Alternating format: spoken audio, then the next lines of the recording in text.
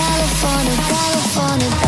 right, ladies and gentlemen, welcome to CAGCast episode number 487. I'm your host, CheapyD, here in Long Island, New York. And as always, we are joined by a man who's comfortable with the idea of this show being a complete failure, Wombat. And that is so true. Yes. Yeah, I'm comfortable would be an understatement in that one. So comfortable you're in your underwear right now. Pretty much. I'm in a pair of shorts that are pretty much just waistband at this point. That's so disgusting. I'm sorry I even brought up your underwear in the first place. Well, I am wearing underwear, but I put shorts over them. But they're really not like shorts anymore. Why don't you throw them out and get some shorts? Because I like my ripped up shorts. I don't know. Are these like a pair of Umbros? They're not. They're champion shorts. They might as well be the same concept. It's like Chinese knockoff Umbros. I think I got them at Target. Chumbros? The C9 brand, I believe you're referring to. I believe they would be C9s. So Nice. I'm quite familiar with my Target brands. Mm-hmm. Did you pick up Garth Brooks while you're there? You know, it's funny. I was in Target again on Sunday, and I still have not found them in my Target, despite the fact that Brickseek says that there's like 200 of them somewhere. It's very weird to me. You think they just I feel gave like up? You're just walking past them repeatedly. Maybe. You're really bad at this. Maybe I just have Garth blinders on. How could you miss 200 box sets of Garth I don't Brooks? know. Maybe It's they not just put them possible. in the back. They could have done that. Like they're They just gave up. They're not even going to try to sell them. You're thinking, Right. Mhm. Yes. Mm-hmm. They said they'll make more money putting anything else there. Literally. And they'll probably That's what I probably a think. throne Yes. in the back. And they all the employees, when they take their break, they take a turn sitting on the Garth Brooks throne. On the Garth Brooks throne. Yes. It's like the throne made out of Famicom games at Super Potato. Right. Mhm. That fell apart. I don't know if that's still. Last I saw it, you weren't allowed to sit on it anymore because it was in pieces. Yeah, that was. I think when I visited you, you weren't allowed to sit on it. Oh. I sat on it, but Rebel. come get me, Super Potato. Guess what? I also took pictures in your store. Super Potato. They doing all right? They still kicking it over there? Have sure. they run out of games yet? No, I think there's always games to be had. That's insane. To be marked up and sold at the highest price possible. It's just insane to me that they can just like have a constant flow of perfect quality, complete retro games. But it's because of the Japanese market. The people take care of their stuff there. So when somebody comes across a game like that, and even if it was just, they didn't think it was anything special, even when they had it when they were younger, they probably took care of it. And it's a circle. Like they can, if they need money, they'll sell it back to a trade-in shop, get a good price for it. And, the next guy's going to take care of it too, because maybe he wants to sell it back. And they know they'll always be able to. So the same thing with cars there. You'd always see a lot of older, sort of quasi-exotic cars like Maseratis, because the second-hand market was strong and people took good care of their stuff. I was thinking like you're going to go with like Acura for your semi-exotic car. It was Maserati. I'll tell you one thing. I mean, no one's going to care about this unless you care about cars, and even then it's highly unlikely. But I noticed that here in New York, I see a lot of the new Maseratis, but in Tokyo, you would see the older ones all over the place, like everywhere, almost like Camrys. But I think it was because, they were basically shitty cars. They would break, but people would try to take care of them, and there was just a big secondhand market for them. So you could pick up one relatively, well, not cheap, but whatever. People just spend their money anyway.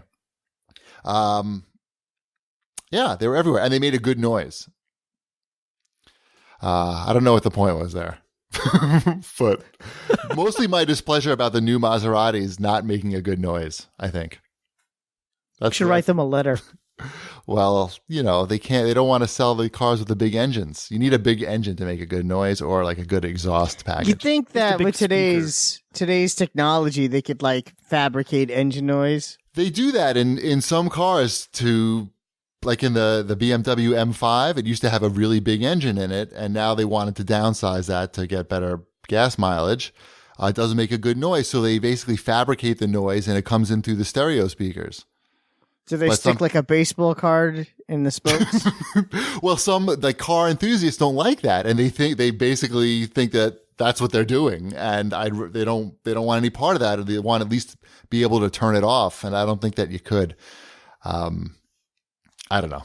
That's what's happening in cars now. The engines are getting smaller, and they don't make as good a sound anymore. That's why I would like those Teslas, but I mean, I do like the Teslas, but they don't make any noise. They don't make any noise. Why? It's like driving a rice cooker. Right. I mean, someone's got to make like a box and like a speaker out the back, and you can just dial up any car. But then that's kind of lame. That's like super lame. Mm-hmm. But it might be funny to make it like an old timey car sound. Like a jalopy. Yeah. While you're going 0 to 60 in 3 seconds. Mm-hmm. It would be pretty cool. Hey, speaking of cars, Wombat. Yeah. I bought another stupid smart thing. Why? For my smart house. I actually have a good reason for this. So I bought one of these smart garage add-on things for your garage door. These. I mean, I would find that because my garage doesn't lead directly into the house, like I have to go outside the garage and go into the front door, sometimes I would forget to close the garage door because the button on the inside of the garage is a little sticky and whatever. It's a big, heavy garage door. I don't want it falling on me. I want to be out of there when I push the button. Anyway, so I would forget to close the door, and you don't want that. Like animals coming in there and shit. So I bought this thing for $100 called the MyQ Garage by Chamberlain. I don't know. But it's a little box that sticks on the back of the door. Is that what you have? Same basic idea. It has a little box with like an accelerometer type thing in there. And yeah. You just stick it on. It has a little tape, and you stick it onto the door. Mm-hmm. And then there's another box that like a hub, and that just plugs into the wall somewhere. They say to mount it on the ceiling, but I just put it on the wall because I don't want to do that. Anyway, it works great. You have an app. It'll send you a push notification if you leave the garage door open for 5 minutes, 10 minutes. You can customize it any way you want.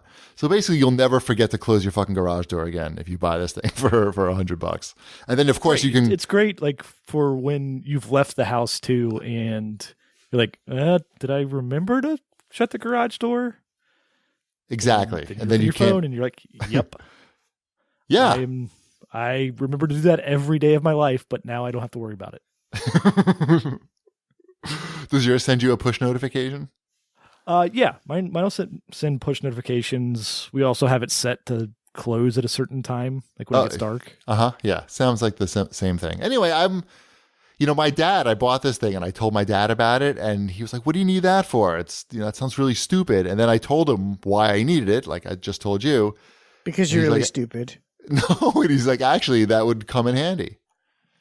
It's actually one of my most used smart devices that I have in my house. It's basically not that smart, which is probably why it's good. Like it's not trying to do too much. It's actually solving a problem. It doesn't tell you the temperature inside your garage right, when you're not home. Right. Exactly. I noticed that it has, at least the one that I have, you can't really integrate it into Alexa. And I think they do that on purpose. They're worried about people like it opening or closing inadvertently. I know that when it closes via the thing, the hub makes a lot of noise and flashes lights, so make sure no one gets hit by the door, even though it's supposed to have a safety thing. The door, that is. Anyway, I like it. MyQ Garage smart garage. That was very exciting. It's got an Apple Watch app too for it. If you weren't excited before, then surely you are now. I am shocked that you were able to live without this as long as you did. I actually thought you had something on your garage, a smart something on your garage door for like a couple of years now. So I'm surprised it took this long. A couple of years? I've lived here for 1 year exactly. Yeah, I assumed you bought it when you were living in Manhattan. Just to get ready? Uh-huh. No. I wish I had a speaker on it to welcome me home, though. Like when I got out of my car. Yeah, that's what like Wombat says. It doesn't do any of that stuff, and which is why it's good. It's just not trying to solve problems that don't exist, basically. You don't want to feel welcome when you pull into your garage, you get home from work? That's why I procreated. My house is really nice, but the garage I do not feel welcome when I pull into that garage. I feel in danger from the rails of the garage door are basically at my eye level. So, and they're, I don't know, 50 years old. I don't know how old they are, but they don't look like smooth and shiny. They're like rough and rusty. So I don't really want to be stabbed by that. And also spiders. A lot of spider webs too. Maybe I do need that voice. That would be helpful. Or clean the garage.